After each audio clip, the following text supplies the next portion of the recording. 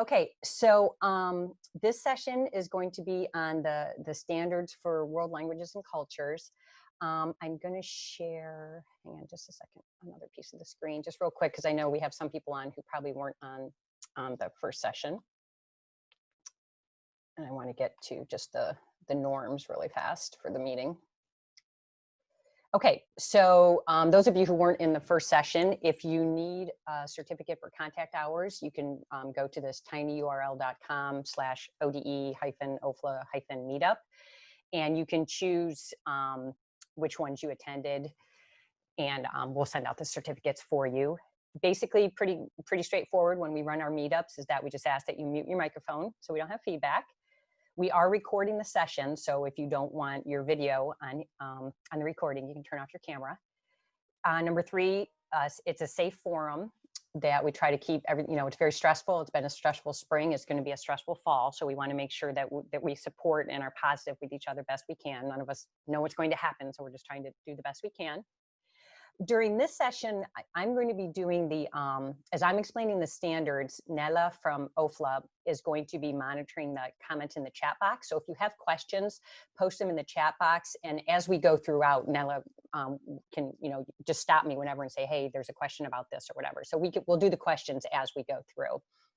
And if you have to actually share something by speaking, go ahead and type share. We may not be able to do the speaking one till the end, but if you can put your question in the chat box, we'll get to it as we go. And if other people want to comment on the questions, please feel free. Like if you have information that can help. Okay, so get back to that. So I'm going to share my screen with the standards, but if you prefer to pull them up yourself and look at it, if you go to tinyurl.com/June24-WLC, and maybe Nella, if you want to type that in the chat box, maybe also so people can get it. So that's where we're going to be looking at the new standards. So I am going to get that screen right now. Okay, so like I said, you can just either watch my screen or you can pull it up yourself. So when you get to the world language page, and this is going to be changing within the next year, the format, because as we update the model curriculum, everyone gets a redesign, but for the most part, the information will be the same. So if you are on the world language main page, also notice up here where it says resource center, that's where we're housing all the links and all the chats to all of these meetups. So just some people had asked about that. And the link for, when you click on that, the link to get the certificate is in there. So everything is at that resource center. So the first thing to notice is that we have changed the name from world languages to world languages and cultures, which we think is much more representative of what's actually happening in our classrooms. And I think someone had mentioned it in the previous session about how I don't think people realize what's actually happening in our classrooms, about how we're building intercultural competence, and language is one vehicle to help build the intercultural competence. But the focus of our class is really the culture should be driving the language. And I think in this time of a lot of programs being cut, especially languages being cut with all the financial issues right now, and the fact of everything that's happening in society, is that this is our time really to say, look, we are on the forefront of the cultural responsive teaching, of cultural competence. We are doing this in our language classes. We are important, but we have to advocate that, because I don't think people see us that way. So by officially changing the name,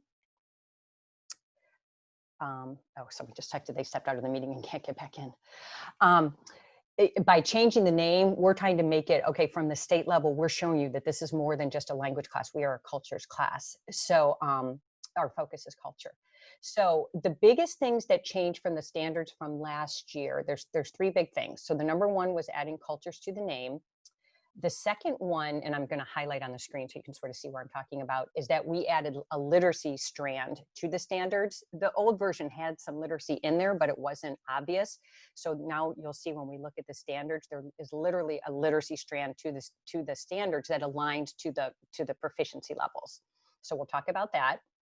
And then the third thing that our survey, when we sent out, that everybody asked for, and we were so happy the state board let us do it, is we included progress indicators, which are not required. They're not they're part of the standards as examples, but they're not actual like part of the standards. And then what it does is it gives examples of what it actually looks like in the classroom. And we have it for like the spoken languages, for classical languages, for ASL, for elementary. So where it says like, a novice low can, say a few memorized words and phrases or something like that, we actually give examples of what does that actually look like in the classroom. Okay, sorry, I'm getting some text about the meeting. Right, so those are the three big things that we have added cultures to our name, and it's embedded within the standards. It's not separate from the communication, they're embedded together. We added a literacy strand and we added examples. When we sent out the final version of the standards for the last public feedback, we had over an 80% people were like, yes, I like how they are. So we think that's pretty good to hit 80%. So when you're on this page, the next thing that you'll see that there's different versions of the standards. So, and even though this says like K6 and 712, the standards now are no longer grade bands. I guess that's the other big change, is that they are now proficiency level. They're based on proficiency levels, because something like 9th grade French, that doesn't even exist, because French could have anyone from a 7th grader to a 12th grader in French 1. So there's no such thing as a grade level. So you'll see that the standards are broken down from novice low through advanced low. And when you pull up the different versions, we tried to do it where it was 3 levels at a time to make it easier for the teachers. So you'll see there's a novice low to novice high version, a novice high to intermediate mid version, and then intermediate mid to advanced low. The difference where it says grades K6 and grade 712, the proficiency levels are the same. There's no difference in that. The difference you'll see is in the literacy. So for example, the literacy standards for grades K6 are for kids who either can't read or who are just learning to read. So you'll see that the literacy standards and the examples are more aligned to kids in grades K6. The same as the cognitive requirements of the intercultural competence, what a high school kid or middle school kid can do compared to a kindergartner. So that's the only difference in the K6 versus 712, is the cognitive and the literacy piece. The proficiency is proficiency, so that hasn't changed, but I wanted to clarify that. So you'll see there's 4 versions that you can, pick whichever one you want. And then you'll see the 5th link is the full grid. And that's a big 11 by 17 document. So I don't know if you'll be able to print it or not. But what that does is that gives all the standards, the literacy, all the progress indicator examples all the way across. So that's really nice if you're redesigning your curriculum across the board, that you can look at everything all at once. So that's sort of the purpose of that, to give you the full vertical alignment. The other ones are nice as a teacher because it gives you sort of 3 levels all at once to look at. The other thing you'll see underneath that is the print-friendly versions, because ODE has there's a lot of color in the template that we had to use. And so teachers are like, I can't print all this, it's way too much ink. So we made print-friendly versions for you that are more black and white, and I tried to take out as much of the heavy ink that I could. So if you're like, I actually want to print them out, go to the print-friendly versions, it's the same thing. Okay, so what I'm going to do is I'm going to actually pull up the novice low to novice high for grade 712, because I think that's a level that a lot of people cover. However, if you're like, I really want to look at the other ones, like a higher one, feel free to open up a different version, because they're all set up the same way. The only difference is the language that I'm using the proficiency will be different than what you have, but feel free to open up any version you want. But I'm going to open the novice low to novice high for grade 712. And we're just going to I'm just going to go through the standards the way they're set up. And Nella, you just introduce me whenever you need to. I'm sorry, interrupt me, not introduce me. Interrupt me whenever you need to ask if there's any questions. Okay, so here's this big colored front page. That's one thing that's not on the print version. So you'll notice the standards are the novice level for the grades 7 to 12. Page 1, and the page numbers are at the top of the standards. So if you're trying to follow along and you're like, wait, where are the page numbers? They're at the top of the document, not the bottom. So page 1 just has the table of contents, where we tried to make it very obvious how the standards are set up. So as you can see under the introduction to the standards, you'll see that there's just some of the front matter about how they're organized, an overview, and there's some FAQs, which we're going to glance at quickly, but those are, this is stuff you can read. Then as you look at the next one where it says novice level goals, benchmarks, grade 7 to 12. So you'll notice that you'll see that there's a page of standards for interpretive intercultural communication. So like I said, we combined the language and the communication and the culture are combined into one standard now because we don't want to separate them because they go together. Then you'll see there's a page of standards for the literacy that's related to interpretive. So those are the two, like the official stuff, the standards. But then you'll see where it's indented, where it says progress indicators. And what that is, those are the examples that you'll see, okay, but what does this actually look like if I'm doing a listening activity or I'm doing a viewing or I'm doing a reading? So the standards are the goals, the proficiency descriptors. Progress indicators are what does it actually look like in my classroom or in a real life situation. And then you'll notice the same thing. We do the exact same thing for interpersonal. We have interpersonal, intercultural communication. We have interpersonal literacy, which means when my students are having a conversation, what does it mean to have an interpersonal conversation?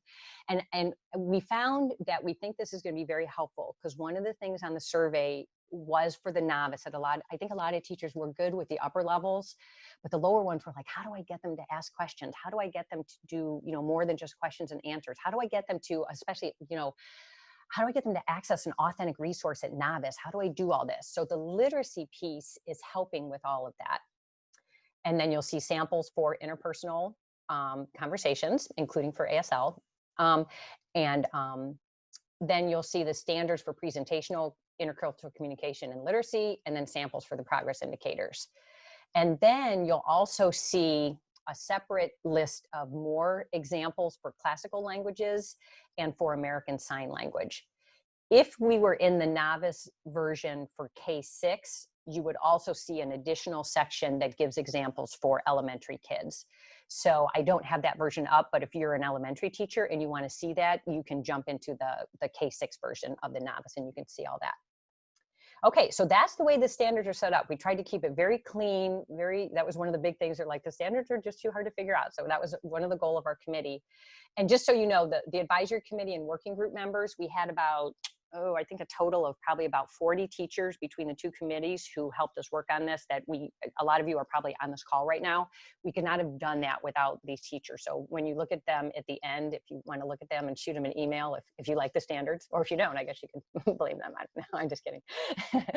Okay, so page 2 is the introduction. I'm not really going to do that because that's stuff you guys can read. Page 3 is the organization, which is what I just talked about. I'm going to keep going. Page 4 is the same thing as the organization of the standards. Page 5, same thing, a lot of front matter we have to have in there. But this is nice if you're administrators. Some of you are like, how do I get my administrators on board when I'm doing vertical alignment? Those pages 2 through 5 really explain how the standards work. And we tried to keep it pretty straightforward language. So that might give you a lot to take to your administrator to help with that. The FAQs, I'm not going to go through them because again, you guys can read, you don't need me to read, but I do just want to point out, these are the big questions that we always get asked. And so number one, like what's the role of the standards? Do they tell you what to teach?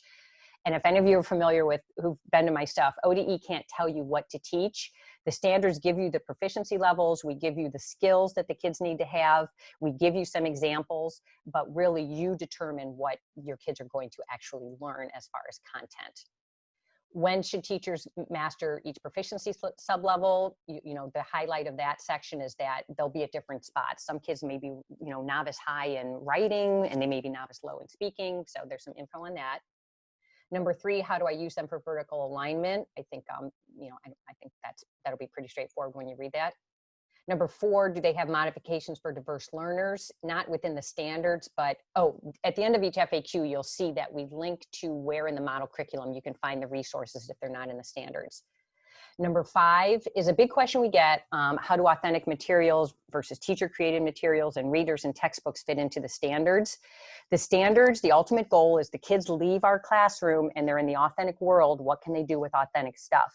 So we're not saying that you can't use textbooks, you can't use teacher-created materials, but as you use those and along with the authentic resources, think about, okay, look at the standards. And if I'm using a textbook or a reader or something, look at the literacy standards, look at the intercultural standards, and am I using my resource still aligned to the standards? So there's no, you have to use only authentic and you can't use anything else. But just keep in mind, the end goal is if the kids leave our classroom, they're only going to have authentic stuff. So how are we prepping them for that? Number 6 gives a little info about what's the role of grammar, which is basically, it's up to you. It's kind of what we say at ODE. Grammar's not in the standards, but again, grammar, textbook, everything's a tool. As long as the goal is proficiency, everything's a tool to get there. Okay, so let's dig into the standards. So now I'm on page 8 of whatever document it's, I think they're all the same page numbers. It might be a little different on the higher level ones. So you can see our 2 goals are cultures and communication. That hasn't changed. Here's the benchmark. So this is for the novice. And I know there was a request to have everything coded because a lot of you have to actually, refer to a specific standard. So you'll notice novice, the code is simply N. The 4 on the left each have their own code in parentheses. So if you need to code the standards, we put letters in parentheses to use, and then every standard has a number. So you could code it like N for novice, interpretive C for interpretive, and then number 2 or something like that. So everything is coded for you if you need something like that. So those are the benchmarks, which are just the big goals that a novice learner can do. So let's dig into let's get down into the weeds here. So page 9. And all the pages are set up the same way. So once we sort of go through this first set of interpretive, it's the rest of them follow the same format. So what you have on here is we tried to make it really obvious, like over here. Oops. Over here on the left side, it says standards to try and make it really obvious that this is one of the standards. So you'll notice across the top in the dark blue, you have the proficiency levels. And these are, we use the can-dos and the proficiency levels from ACTFL as the foundation of our standards, because a lot of people are familiar with them, and we're like, why reinvent the wheel? Because it's already out there. So the dark blue gives the overall proficiency level, and if you're in the intermediate, it's green. And for the advanced, we changed from ACTFL's orange, we made it purple, just to make it a little bit more Ohio. So if you're in advanced, we changed from orange to purple. So anyway, it gives the proficiency level in blue across the top. That's just the main goal, identify words, etc. On the left-hand side, you'll see down here, you'll see this white column. What these are functions. And this is how by the survey and the groups, by the feedback from the survey and the groups, we thought, and the way the can-dos are, the national ones, we thought this was a good way to align the standards also. So the left side is in white is the function. So when I'm in interpretive intercultural communication, what am I doing? And so I'm investigating intercultural products, practices, and perspectives. I'm comparing behaviors, and I'm comprehending authentic texts that are spoken, written, or signed. And then authentic, you can see again, it's target language content. I think probably everyone is familiar with this. Made by native speakers for native speakers. It wasn't made for learners. Again, not saying that you can't use materials, but the goal is that we get them to authentic. So the way you look at the standards is really you just sort of do it like like the grid. Okay, so I'm in novice low, and number 1 all the way across, or all 3 levels all the way across, that's okay. When I'm investigating intercultural products, practices, and perspectives, this is what it looks like, number 1 all the way across. When I'm trying, oh, yes, question. Sorry to interrupt you. We have a question about, can you please explain the difference between benchmark and standards? Yes, of course, yeah. So the benchmark is and this is in the front matter too with more details, so I'll give a quick overview. The benchmark is just the novice level in general. That's the description. So that's the goal, that by the time our kids finish being novice level students, this is what we want them to be able to do. Okay, so the benchmark is the overarching goal of that proficiency level. The standards then, what we broke it down to is the standards then give you how to reach that benchmark through the sub-levels, through novice low, mid, and high. So once the students hit this novice high, even novice mid into novice high, by the time they have accomplished those levels, they have hit the novice benchmark. Does that help? And there's more descriptions in the front matter too, a little bit more detail, but that's the big thing is basically the benchmark is the big goal. The standards break down that, and then the progress indicators break down that. Okay, so in the interpretive, so really what you're doing is you're trying to say, okay, when my kids are doing interpretive, how are they investigating intercultural products, practices, and perspectives? How are they comparing behaviors? And you'll look across number 2, the examples. And number 3, what are they doing with authentic text? So number 3, again, if you're like, my novices can't do authentic things, if you look at the proficiency level, for a novice low, all they have to do is understand a few familiar words or phrases. Okay, so whether you've practiced them or you use cognates or whatever, novice mid, okay, a little bit more basic information. I can maybe say, okay, I know this is something about animals, or this is something about weather. And then I start getting facts in novice high. So the nice thing about breaking down the standards into the proficiency levels is it really helps teachers realize, okay, my expectations when a kid first sees it at novice low is really doable. If I say, hey, you guys, just find words that you know in this, that takes a lot of pressure off the teachers. It makes that whole effective filter thing lighten when they know that's all I got to do. So that's the first set of standards. That's the interpretive intercultural communication. The second set is, We have one more question. yes, of course. Following up on benchmarks and standards, somebody wanted to know, so from the perspective of when to check, should I check the benchmark at the end of the year and the standards every quarter, for instance? It's really, that's hard to say. You may want to use the benchmark maybe as a goal for the program. So yeah, did my kids hit the benchmark by the end of the year? As far as checking, like when do I check, it should really be an ongoing process, that it should constantly be checking that, am I creating tasks that are requiring, for example, if you're heading for novice mid, am I giving the students lessons and activities or assessments that are requiring them to do these things that are in novice mid? So if you are designing lessons and activities that are aligned to the standards, and if your kids are able to do those activities, then you know the kids are at that proficiency level. So the determining where they are should be an ongoing process that's embedded in the way you create your lessons. The benchmarks, that may be a good way. You may say, like for in the previous topic or the previous session where they were aligning to the proficiency levels, you may have that we want our kids to hit the novice benchmark by the end of level 2. Or you may make it more specific and say, we want our kids to be novice high by the end of level 2.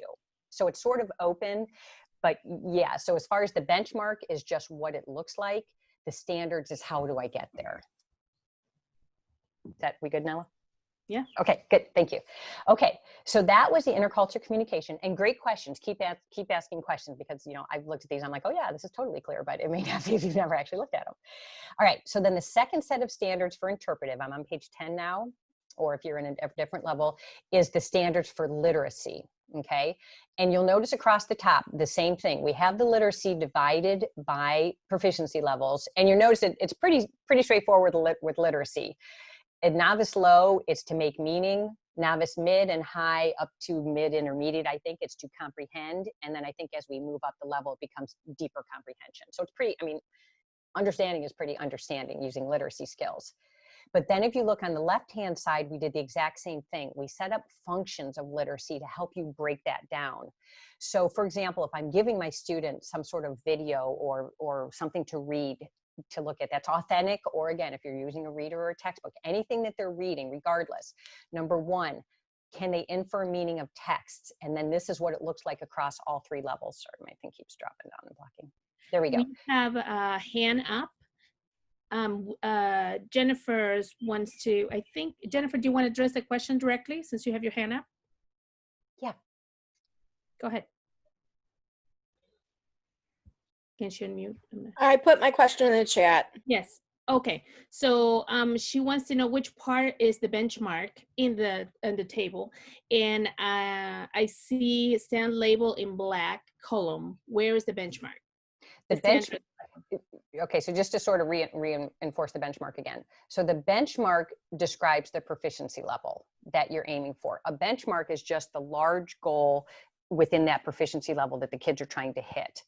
So the benchmark, like I said, that could be the big goal, that by the end of level 2, we want our kids to try and be at a novice proficiency level. And then this is what it looks like.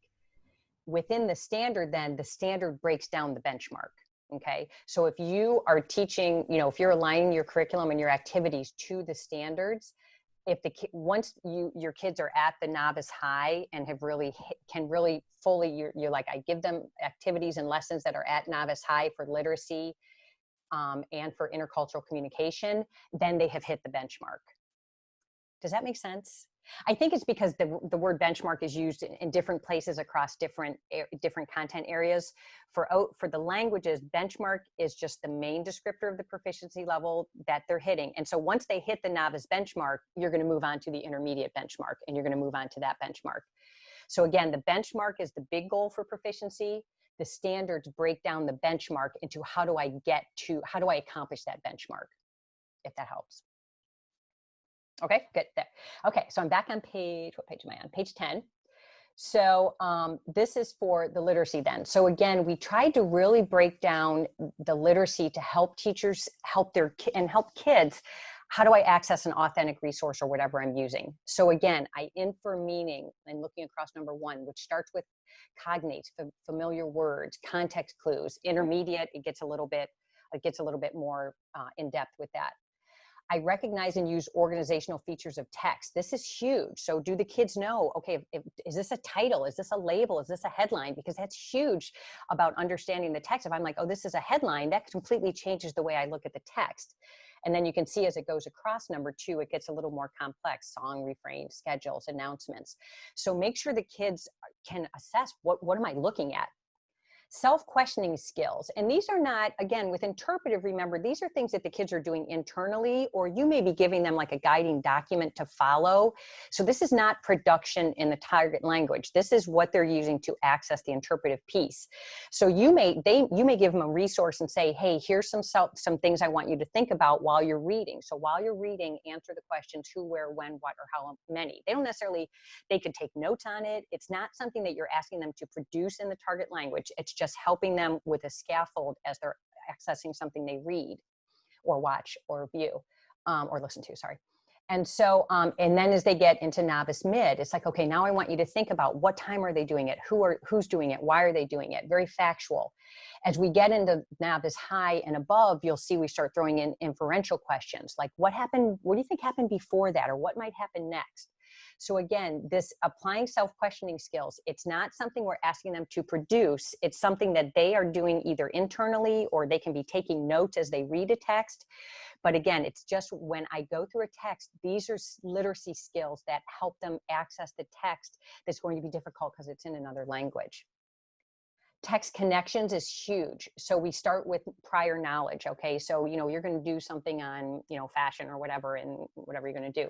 So just say, hey, how does what you wear represent your personality?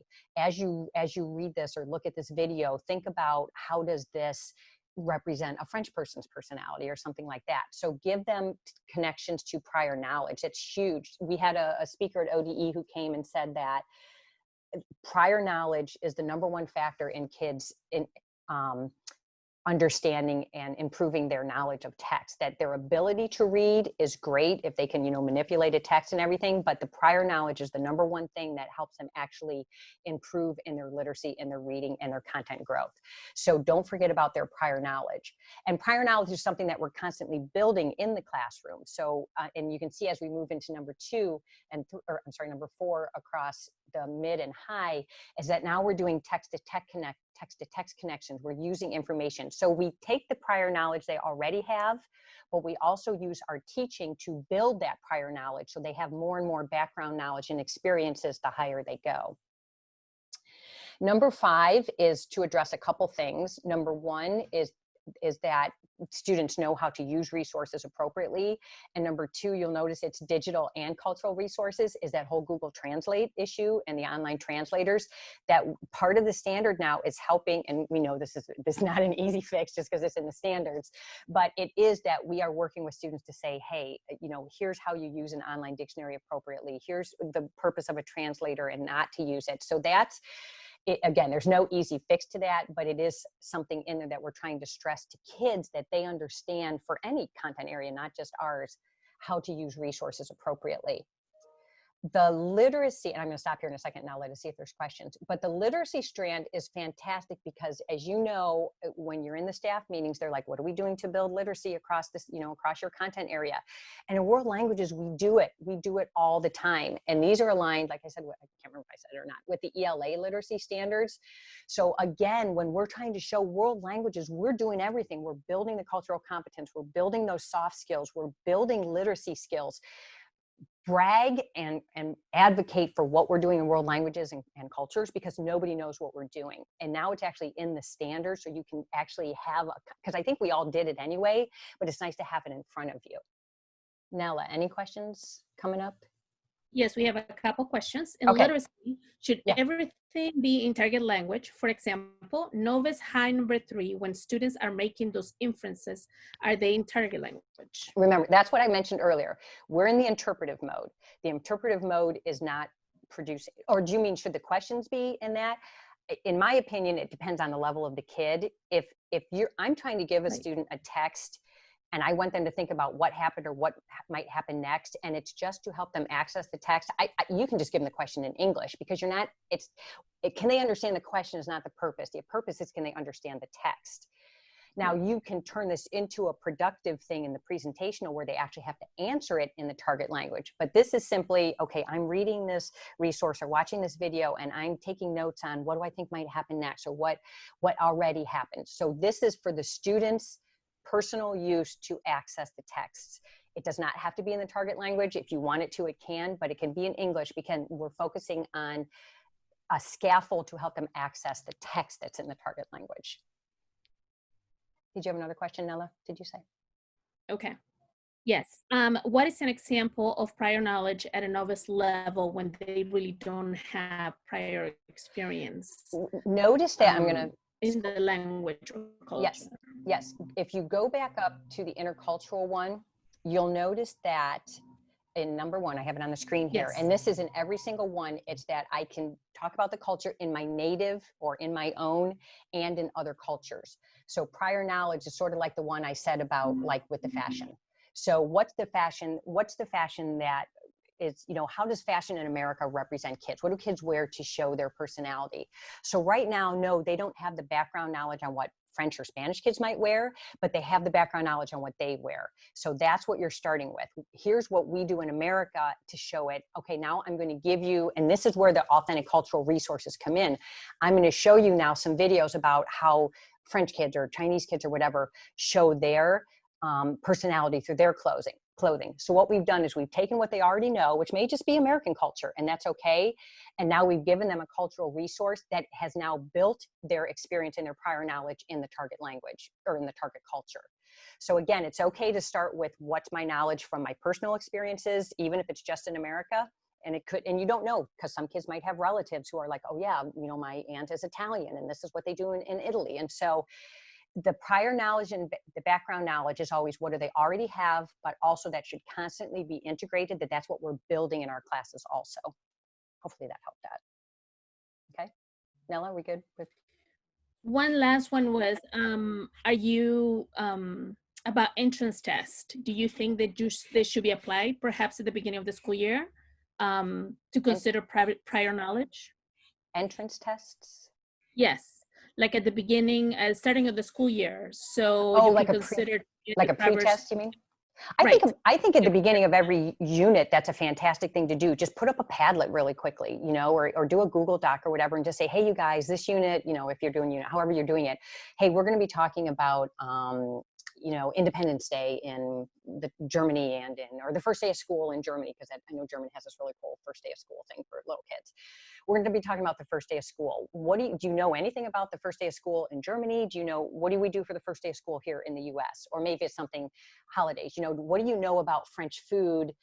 What do you already know? So I think that's a fantastic idea. It can be informal. It doesn't have to be a big, huge test, but just knowing what the kids already know is very helpful to you as a teacher, because you may these kids know a ton of stuff. I don't need to spend as much time, or you may be like, oh my gosh, I thought the kids would know this and none of them know anything about it. I'm going to have to spend more time. So pre-test with prior knowledge is fantastic. Again, I don't think it has to be anything formal. I do a quick Padlet, Google Doc, survey, however you want to do it. That's a great question. We good, Nella? Okay, I'm going to keep going. All right, but keep firing the questions. I'm okay with that. On page 11 now is where we get into the progress indicators. So, and you'll notice we have a big asterisk on the progress indicators. And if you scroll to the bottom where the asterisk is, you'll see that progress indicators, and these are not things like I can do the past tense, or they're not grammatical progress indicators. That's your thing. That's not part of the standards. The progress indicators are based on the communication and the culture. And what we want to be very specific that the progress indicators are examples. And so we're very explicit. You can use them, you can elaborate them, you can modify the topic, or you can just not even use them. We're very, very putting out there, these are not a curriculum that ODE is saying you have to follow, because we're not allowed to tell you what to follow. So we were, the state board was willing to let us put this in with that disclaimer, because that was probably the biggest ask, besides moving to proficiency levels. The biggest ask from teachers in our survey was, can you please just give us examples of what it looks like in the classroom? So we're giving you examples, but you don't have to follow them if you don't want to. And if you're like, I love these, then run with it. So you'll notice in the progress indicators, so this is where we divided up into the actual skills. So for listening and viewing, for example, we put in the gray box across the top, we just sort of re-put what the proficiency level looks like. And then we just give some things. If I'm doing some culture, I can do a few cultural products and practices, and we give you some examples. And again, on the left side, as always, we give you the function that you're aligning to. So I can understand informational media or content. So for example, I can recognize a few words in an announcement. If you look across, I can recognize taglines in a commercial. I can get a few facts from a product name or a cost and where to buy it. If you're looking at fictional media or content, I can get the, if you know, you're telling a story, I can get the typical, how do I say once upon a time in Spanish or French or whatever. Sorry, I keep saying French, I was a French teacher. I can do some, I can give some, I can identify simple phrases that describe a character. I can talk about that, I can identify the theme in a video stream series. We added follow instructions because there's so much direction giving that we think happens in classrooms, in world languages especially. So it just means I can follow simple directions. I can follow directions for the teacher to have me fill out a graphic organizer. I can follow directions on how to draw an image. And then the final one is that I can understand overheard or observed conversation. So I'm not in the conversation, but I'm listening to it. So I hear two people talking in a video, or I hear the two French teachers at my school talking. I can understand that they greeted each other as you go across. I can see that they're exchanging phone numbers. I can hear that they're talking about weekend plans. So the goal of the progress indicators, again, not required, I'm going to keep saying that like 1,000 times, not required to teach this, but this we think is what will help the teachers really see, okay, this is what it means for a novice low to understand a few familiar phrases. If you move on to page 12, same exact format, this is for reading. And the good thing about, you know, we have a page for reading and a page for listening and viewing, is you can mix and match. You may be like, oh, there's a really good topic that they have for listening, but I'm going to do that for reading. So it's not like this can only be reading or only be listening. You can mix and match as much as you need to, just change the type of resource from a video to a written text. But you'll notice we have the exact same things on the left-hand side, the same functions, intercultural products and practices to understand perspectives, information, fiction, instructions, overheard conversations. And again, this is completely aligned to the ELA types of reading and writing that they do. So we have complete alignment. We worked a lot with our ELA and our literacy departments at ODE to get this. So that's, we're going to look at the other two sections also, but that's the whole way the standards are set. You have the benchmark, which just is the goal proficiency level that we're trying to get the kids to, whatever you determine that may be. You have the standards that break down the proficiency level into low, mid, and high. And then you have the progress indicators that give you actual specific examples of what does low, mid, and high look like in like interpretive. Nella, any questions coming up on that? I can't see you, Nella, so if you're shaking your head. There is not a question. Just they want to make sure that you know that this work is for ASL as well, that Yes. all these are applicable as well. Yeah. Yes, because we had ASL people on the committee. So and so within the listening and viewing, we threw in some, not threw in, we added ASL things also. But as I mentioned, when you get to the very end of the document, you'll see very specific ASL examples and Latin examples. So some of these Latin teachers in ASL may be like, yes, this totally, I can totally grab this in my content area. But we know, you know, from speaking with our Latin and ASL teachers, there's also things that are different as far as the culture and the communication skills. So Latin and ASL and elementary, we did not abandon you. We did not, that was a big thing in our survey that they're like, you guys never do ASL or Latin or elementary. So we were intentional about putting you in. So if you don't see yourself in the main part of the document, keep going down because we do give you specific things towards the end also. Are these also applicable for ESL or EL? The proficiency levels, that's a really good question, because we have immersion, which is similar to that. Our EL people have looked at these, and I actually have a lot of ESL people come and look at this.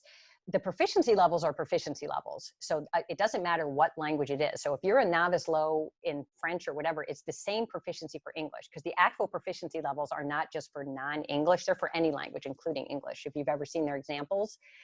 The ESL teachers, I think a lot of this, especially at the elementary, they do look at it and say, oh my gosh, yes, because the elementary ones are very content-based. Like, what are they doing in their first grade classroom? In what letters are they doing? And if they're doing letter of the week is P in English, then in the French elementary classroom, we're going to do the letter of the week is P, and we're going to do French words with P. So ESL, the proficiency piece matches. As far as the examples, I'm not sure how that would work, but the literacy and everything, depending if you know where the proficiency is, for the most part, it is going to align for EL, but they do have their own set of standards, obviously. How about heritage learners? Does it apply as well? It applies to everybody. And that's actually, I think that's in the front matter also, because the good thing about this is especially if you have that vertical alignment one, because we all know when you get the heritage speakers, a lot of times they're very proficient in speaking and listening, but they might have very low reading and writing skills. This is where the standards are really going to help. And that can be for anybody, not just heritage speakers. So this is where the standards come in handy, because you can see, okay, for my heritage speakers who are very high in the interpretive, listening and, listening, I'm going to look at the intermediate, mid to high when I'm trying to create tasks that really give some stretch for them. But then you may be like, you know what though, but their reading skills are really novice low. So I'm going to go back down to that. That's the beauty. I mean, there's still work involved, because obviously we still have to focus on differentiation and addressing all those needs. But the positive about making standards that are now aligned to proficiency levels is there's no, well, I can only do this with my level 2 kids and I'm missing out on my heritage speakers. It's all proficiency, because we're going to have a range of proficiency levels across every skill in the classroom. So it doesn't solve your problem of how do I do it, but it at least gives you some ideas of what it will look like across the different levels that you can take for your heritage. We have a meetup later on that we're going to talk about stuff like that. I have an individual question about novice high interpretive reading. Yeah. It mentions historical accounts. Does that refer to primary sources or someone from the present talking about the past? Which box are we talking? It says it's a novice high. Oh, I see. A family story or historical reading, account. comprehend. I see where it is. Yeah, I see it. Yeah. It can be whatever. I mean, it could be the authentic resource. It could be, yes, it could be a historical document. It could be a video that you see. It could be something that is a reader or a textbook. Again, the goal is that eventually we get to the authentic resource, but it could be anything. If you're like, I have a video, I don't really have a reading, it can be that. Yeah, it could be like if you have letters from the target language that were written during the Revolutionary War and the kids are looking at that. Yeah, it's very anything that's really any type of story or historical account. And again, that's what I mean with these. If you're like, well, I don't really do historical accounts, don't do it. It's okay. You can say, but we do family stories, or we do accounts of, we're artists. We read letters from artists or stuff about that. So that's what this bottom line about the progress indicators, that's what we mean, that you can use the example as is, but we know there's no way we're ever going to hit what everybody does. So you may be like, I'm going to modify it a little bit. I'm going to change the topic. I'm going to, elaborate on it, or I'm just not going to use it. The goal with the progress indicators, though, is you do want to make sure that you're still staying within the definition of the proficiency level. Okay, so if you're we tried to sort of word it, and it doesn't always work, but it's sort of like a plug and play, that maybe it says I can identify the topic in a few events, and then all you have to change is what they're doing it in, because you want to be careful that you don't go away from what's actually happening at that proficiency level. But again, if you're like, this doesn't work for me, then you don't have to do it. One more, there's ODE in the standards, has student-friendly worded essential learning outcomes for each level and skill. Do we have the student version yet? I think what is going to be helpful in that case, because it's not in the standards, because the standards are really written for the classroom and for the teacher to know the outcomes and the parents. Not that the kids can't be aware of this. we have our rubrics that are in the ODE model curriculum, and the rubrics have two parts to them, and the rubrics are aligned. The rubrics are already aligned to proficiency levels. We're gonna go back and double check to make sure they match now that they match the wording in the standards, which shouldn't be too huge of a difference. But when you look at the rubrics in the model curriculum, you'll see two versions. You'll see the teacher version that has all the heavy stuff like this, but then you'll see the kids, which is more of, it's called like sort of that 1-point rubric, where it's very student-friendly language that says, this is what it looks like across interpretive, and this is what it means when and it literally takes these type of can-do statements, but it puts it in kid-friendly language. So the rubrics right now is what's going to be your best tool to show the kids. And like I said, we have to probably update them a little bit, not major, but because they're already aligned to the proficiency levels. Hopefully that's helpful. I'm just going to move on a little bit. I'm just keeping an eye on the clock, but I'm welcoming questions again. So that was the interpretive. So as we move on to page 13, so everything else is set up the exact same way. So the interpersonal, same exact thing. Across the top, you have the proficiency descriptors and they'll go all the way across to advanced low for interpersonal conversation, which you may or may not be familiar with. If you've used the can-dos, the new standards are going to be a piece of cake, because literally it's the exact same thing. We just sort of, I think we made them better actually. If you're familiar with the can-dos, this is not going to be a huge transition. If you've never looked at the can-dos, it's definitely going to be a little bit tougher, but still accessible. But same thing, interpersonal across the top are the proficiency descriptors. The left side are your functions. When I'm having a conversation, what's going on? What am I going to do? Again, we're right back into that intercultural piece, which you'll notice the intercultural is pretty much the same across every mode. It's just what one of them is reading or viewing it, one of them is talking about it in a conversation, and one of them is writing or speaking about it. But now it's that, do I interact with culturally appropriate language and behavior? Before in the interpretive, it was, do I recognize it? Now it's, do I interact with it? And you can read the number 2 across. Number 3, when I'm having a conversation, another goal is that I exchange information. So what does that look like across the levels? How do I meet my personal needs? What does that look like across the level? And then how do I express and react to preferences and opinions? So how do I give my opinion and how do I react to someone else's? And if you're familiar with the can-dos, every single thing on the left, you're like, yes, that's exactly what the national can-do statements have, the same exact functions. So again, the goal is to help teachers break down the interpersonal and all 3 modes into what these functions on the left tell. Oops, I can't really do that. The functions on the left tell what's actually the goal of interpersonal communication. So that's what the left side is. As you move on to literacy, the exact same thing. So the literacy across the top, very straightforward. Can I interact, negotiate meaning, and communicate effectively? That's the goal of a conversation. But the left side breaks it down. Okay, how do I communicate, react, and show interest? How do I continue or extend a conversation? Even at novice low, okay, I can give a few nonverbal interjections. I can do a few memorized rejoinders like tell me more or something like that. How do I increase my own comprehensibility and clarity? You know, how do I use hand shapes if you're an ASL, or facial expressions or gestures, or awareness of my pronunciation? It may not be perfect, but am I aware of it? And you'll notice that that bumps up as, you know, that I'm actually intentionally focusing on my pronunciation. How do I infer meaning of unfamiliar language? So I'm having a conversation with somebody and all of a sudden I don't know what they said. So what do? How do I look at the nonverbals? How do I think about what we're talking about?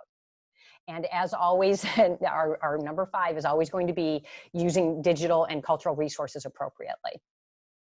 Questions, Nella, on the interpersonal? Yes, I do have, one of them says, so the left side are the can-do statements?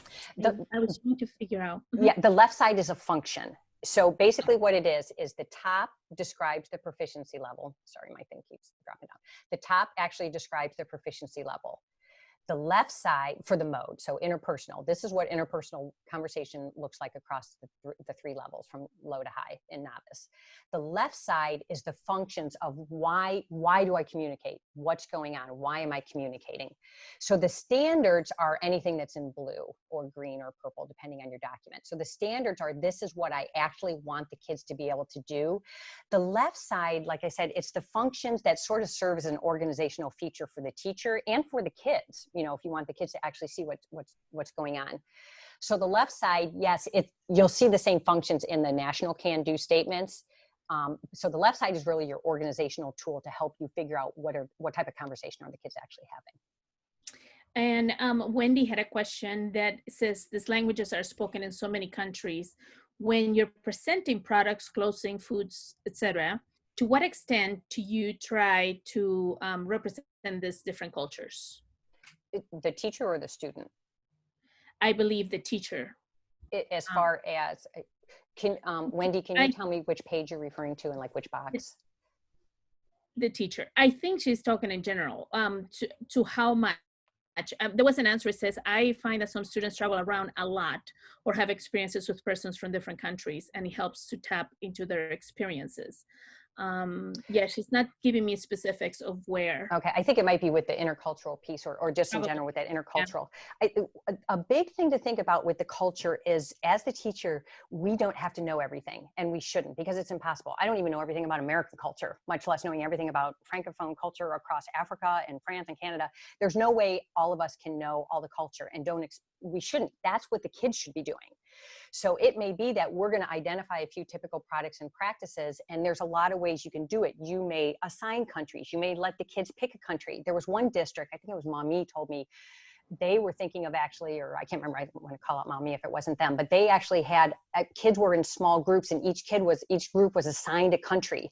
And whatever they did for the unit, whether it was food or weather or clothing or whatever, those students were in charge of the information for that country and sharing that information for the rest of the class. And the teacher had templates, especially at the novice level, where they could sort of fill, they had sentence starters that they had to fill in. So the onus, don't put the onus on yourself to know every single type of cultural thing out there. That's part of the learning process for the students, because they will gravitate towards what is interesting to them. I'm not sure if Wendy, if that was your question, but that's sort of what I was going for. She's thanking you. Okay, good. Yeah. Free yourself, people. We don't need to know everything. Make the kids do the work. Okay. So that was the interpersonal standards. And then if you go into interpersonal, the progress indicators, you'll see it's the same setup. We give you the proficiency descriptors across the top. And again, this is listening and speaking if you're having like a spoken or signed conversation. And the next page has reading and writing. But again, you can interchange both. But again, the functions on the left just sort of help you organize what's going on. So the cultural piece, as always, interacting with appropriate language, exchanging information, meeting needs, expressing. This one actually aligns with the standards. So that's really, again, with the progress indicators, we're just trying to give you some examples of what it could look like. So at novice, mid, exchange information, right here where my arrow is. I can ask and answer simple questions about the weather when deciding what to wear to an outdoor event. Okay, so hey, what's the weather today? We're having a party. So it's very novice mid, it's very simple, practice and memorize, even beyond memorize phrases. But that's what it can look like in a novice mid, and when they're exchanging information. So again, I think the progress indicators, we're hoping the best thing is that it shows teachers this is what it actually looks like in the classroom, because I think anyone who looks at that is like, yes, my level 1 kids could interact with a waiter to ask for food at a cafe or restaurant, and they could do it with simple sentences and practice questions. So we're hoping that the new format of the standards gives the teachers a little bit of like, whew, okay, I really am okay with what I'm doing. It's not this big scary thing. It really is. This is actually what's going on in my classroom. Any other questions with interpersonal, Nella? We good? Okay. So I'm keeping an eye on the clock because I know it's been a long morning, especially if you've been on with both. So page 16 is more samples. You can look at those. And then page 17, same thing, presentational. You got all your codes in parentheses. So the dark blue across the top gives your presentational writing, speaking, or signing for the kids. The left side gives how we organize what happened, what actually goes on. So again, always the intercultural piece. Now we're communicating. So before it was interpretive, it's recognizing appropriate behavior, etc. Interpersonal was interacting with it. And now it's when I communicate and present, do I use appropriate language, etc. and behavior. Inform and describe, narrate about life, my life and activities. And again, you'll notice as you go into the intermediate and the advanced low that the functions on the left expand. So it goes from inform and describe, and we add on explain and analyze. Narrate about life and activities as you move up into intermediate includes experiences and events. So you'll notice the left side, the functions will expand as the language expands, and then express preferences. So same format across. So everything in the blue is what the standards is. The white column on the left is your organizing functions. Literacy, same type of thing. This is a way to help break down when when a student's giving a presentation. The standard is basically, can I communicate effectively? I mean, that's pretty straightforward when we're speaking or writing. So do I choose relevant and authentic content and concepts? And again, look at, am I using vocab and structures that are relevant? Am I using topics and vocabulary that are relevant? Am I using authentic resources that are relevant? Am I organizing my information? So we know that eventually we want kids writing nice cohesive paragraphs, but that can start even at novice low, that organize your information, even if all they can do is list some words and you're saying list words to describe your family. My title is my family. My intro sentence may be, my family is wonderful. My points underneath it, 3 details, my dad is nice, my sister is fun, or even if it's just a word, fun, interesting, animals. And then the final sentence is, I love my family. So we know that eventually with the writing and speaking is that sort of paragraph format of presenting information. Think about it all the way even down to novice low. How do I give a logical or organized sequence even when all they're doing is speaking in words or images or whatever, or signing. Sorry, I don't want to ignore my ASL buddies. Yes. I have a couple of questions about sharing. Yes. Andrea wants to know if she has permission to use some of the information that you're sharing on this presentation. Well, the standards are public. They're public. Okay. So you can, just give ODE credit. I mean, if you take information from them, make sure you say this is from the Ohio Department of Education, just give us credit. And can you share this recorded video for me to share with my department? Yes. Again, all that ODE, the resource page where we have all the schedule and everything, there's a link on there that says notes and videos, and it takes you to, for now, it's a Google Doc. And everything, like the video from yesterday is already posted. So everything, when you go to that ODE, if you just Google like the World Language Virtual Meetups, you'll get the page. And on the schedule above it, there's a link that says notes and recordings from all sessions. And click that link and it'll take you to everything. So yeah, anything we're doing is, it's on the ODE site, so you're welcome to share it. Lisa also has a good question. In determining which level my students are at, would I work on all 3 columns as activities in class for each function to make sure that they can do all of them? Or is this a process that happens throughout the year as different units are worked on? Yeah, I mean, obviously if the kids are coming in the first day of school and and they've never had the language for the most part, you're going to be floating at the novice low, but you know how it is that there's some kids that, man, they get in there and they just zoom through the language, even if they've never had it before. The goal of giving you 3 at once was to allow the teacher to provide that stretch as needed. So within the first week or 2 of level 1, probably not, but once you get in, once you start getting into it, there's kids who are going to zoom up into, depending on the skill, are going to zoom up. So the goal is that you may say, okay, the goal for this task is novice mid, but within the task, or the lesson or whatever, the project, whatever you're giving the kids to do, the activity, you want to make sure you have some stretch that's a little bit lower, that there's an opportunity that the kids could do it using just words and memorized language. They could use it during simple sentences, or if they're novice high, they could do this task using created sentences. So that's where it comes to creating open-ended tasks. So if you say, describe 3 family members and tell me 3 things about their personality, 3 things about their job, and 3 things they like, you're going to get that from everybody, and there's no stretch. But if you say, hey, use your best language, make sure the kids are familiar with these proficiency levels. I mean, have basic things, posted on the walls. A lot of teachers do that. If you're novice low, you're using words. If you're novice mid, you're using words and phrases. If you're novice high, you're creating your own sentences.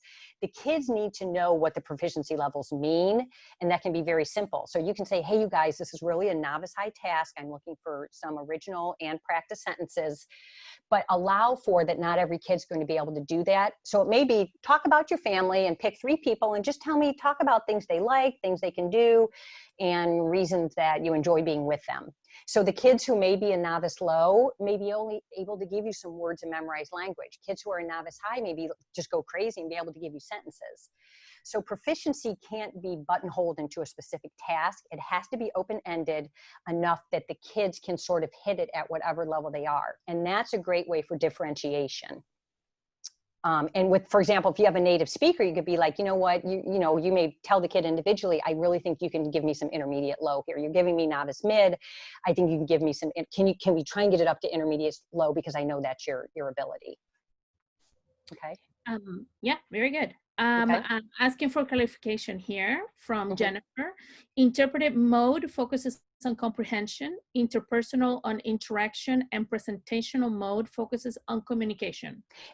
Well, they're all sort of communication, but yeah, interpretive is things that I'm reading or viewing or listening to. And I know it's 11:30, so if you have to leave, my friends, please feel free to leave. We'll record it and we'll post it. So I know it's been a long morning for a lot of you. So yes, interpretive means I'm interacting with the resource, but I'm not interacting live. Like I'm not interacting with the person who wrote it. There's no way to negotiate this resource. I've given you a video, and that's all I can access. Interpersonal is where I'm with someone else and I'm actually negotiating meaning. We're having a conversation, whether it could be written, it could be texting or emailing. You know, there's a lot. Don't forget about interpersonal writing is a great way to communicate. And then presentational is one-way communication out. I'm giving you information. There's no real interaction. There might be some questions from the audience, like sort of what we're doing now, but we're really not. And there was a little bit of interpersonal, like someone asked a question and I didn't understand it. I'm like, can you sort of clarify? So, but yeah, so for the most part, interpretive is one way in, presentational is one way out, and interpersonal is sort of two-way, if that helps to think about it. It's a great way to put it. One more, as we know it, it takes more time for learners who take level 3 and 4 difficult languages reach the same proficiency as the ones in level 1 and 2 difficulty languages. Yep. Any suggestions on course curriculum design? What adjustments should be made in reality? If you go to, and I don't know if someone wants to, if someone has access and wants to pull up the link, I'm not sure who's still on the website or who's still in the meeting. If you go into the ODE, even if you just search the search box at the top of the ODE site, and if you put world language proficiency targets, we actually have some research-based charts that will show you that are based on like level 1 and 2 difficulty languages like French and ASL and German versus level 3 and 4 difficulty like Chinese, Arabic, Russian, Japanese. And they show you research-based proficiency targets that they're not, set in stone, but it's a guiding, it can be some guidance for you that, yeah, French and Spanish and German, it's pretty easy to hit novice mid or even novice high in level 1, depending on your kids, but novice mid is very reasonable. Japanese, Chinese, Arabic, the ones with different alphabets and all the different tones and everything like that, you may find that, novice mid is really our goal for the end of level 2. So again, there's no difference in the proficiency level. It's just more your target for your students. And so that's where those proficiency target charts can help you when you're designing your curriculum. Okay. Terry posted it. So thank you, Terry. Thanks, Terry. I did have, can you get PD credits for watching the videos after the live presentation? Let's see. I'll put it this way. There's a link in there to fill out if you attended the session for me to send you a certificate. If you have filled out the link and said you need the certificate, I'm sending the certificate. I'm not going back and checking, oh, was this one of the 100 people? So I'll just sort of put it that there's a thing to fill out if you attended and need credit, and I'll just leave it at that. And I just send it. If you're on my spreadsheet, you get a certificate. I'll put it that way. Okay. Everybody's thanking you. They loved it. Great answers. Thank you. If you can stay on for 5 more minutes, I want to show you the rest. If you're like, I got to go, that's okay. Go ahead and go. So again, progress indicators. I was saying, as you go through to page 21 on this document, this is where we have examples for classical languages across the 3 modes. So a little bit, and we had our Latin teachers helped us with this. We looked at the national Latin standards, etc. Page 22, we have some ASL, same thing. We had our ASL teachers help with this. We have ASL can-dos that we have in the ODE model curriculum that we use for this also. The other thing I want to show you really quickly, if those of you who are hanging with me, and if not, that's okay, is when you were back to that main, I probably should have stayed on that page. When you were back on that main ODE page, yeah, good, we're on there. I'm just going to pull up really quickly the full grid so you can sort of get sort of a bird's eye view of what this all looks like. You might have to shrink it down because it's, like I said, it's 11 by 17, it's pretty big. So sort of scroll through it's the same intro, it's the same, everything that's in the other documents, it's the same stuff in there. So I'm just going to scroll through all that and go to, and this one has page numbers on the bottom just to keep you on your toes. I'm scrolling to page 7. So page 7 on this document is where you can see the benchmarks all the way across. So this is the description of the proficiency levels for what a novice, intermediate, and advanced looks like. So you may say, hey, by the end, we have 4 years of a program, we're probably going to hit intermediate for our kids. You may say, hey, we start in 6th grade, we're really going to try and get our kids to advanced low. This is actually advanced proficiency on the purple column, but advanced low you'll see in the actual standards, because we're not going to get our kids to advanced high in high school. So then as you go through, you'll see, and this is arranged slightly differently, all the standards are first. So here you can see all the interpretive standards all the way across, and the format's exactly the same. You've got the functions on the left, the proficiency descriptors on the top, and then everything in the middle. So there's your interpretive communication, interpretive literacy, so it's basically everything in one big document. And then instead of going to the progress indicators, we put all the standards together, because we figure if you're looking at an overview, you might want to look at all the standards. Plus it was just, like we said, just 2 different formats. So here's all your interpersonal communication and literacy, presentational, intercultural communication and literacy.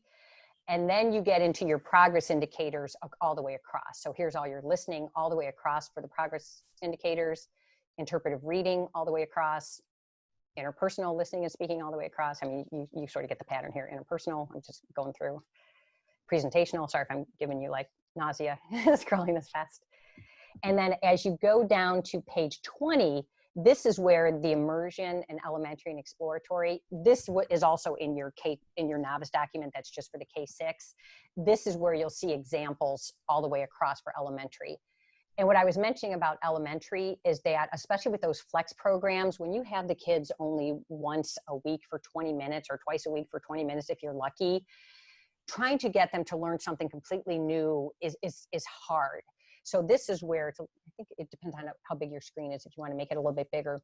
We really stress on all of these to try to relate it to whatever they're learning in their other classes. So if they're doing, math addition, it's a 1st grade classroom and they're just using to do addition. I don't know what's taught in 1st grade anymore.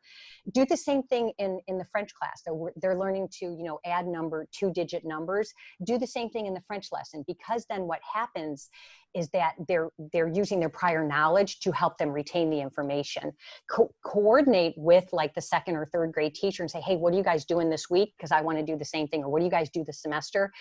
That's one of our biggest suggestions for the flex programs that are meeting infrequently, is don't try to teach it in a vacuum. Try to tie it to what they're learning in their English language classes. I think it might give you a little bit easier way to help them retain the information.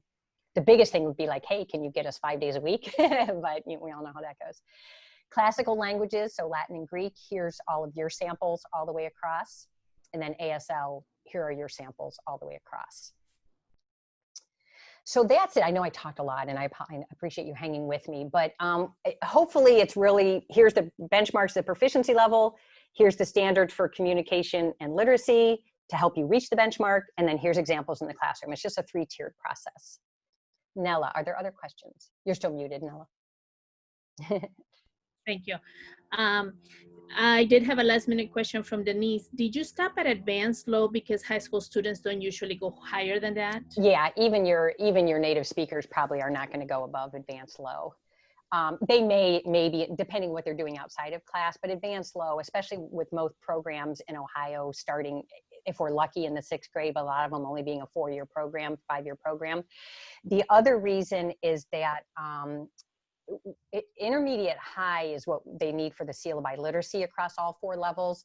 But we know some kids will actually get, kids who can get a 5 on the AP a lot of times are in the intermediate high to advanced low range. So we aligned it to what's typical for native speakers, and kids who can get a 5 on the AP is about high. I'm not saying kids can't go higher, because we all know there's an exception, but for the most part, advanced low we thought was the typical probably ending point for K-12. And I think I might have written it incorrectly, but can you share again the certificate, the link to get the certificate? Because I think when I typed it, I didn't. Yeah, let me get to my other screen. I'll put that in there for you real quick. Right here. Yes, so this, did it come up? Yeah, so at the top where it says tinyurl.com, ode/ofla/meetup, click on that. You can choose, like I said, it's the same form every time, and I keep adding to it. So if you've been to 3, you can click all 3. You may have to go back in if you attend one that's not on there yet, but that's okay. I just get a spreadsheet and it's in there.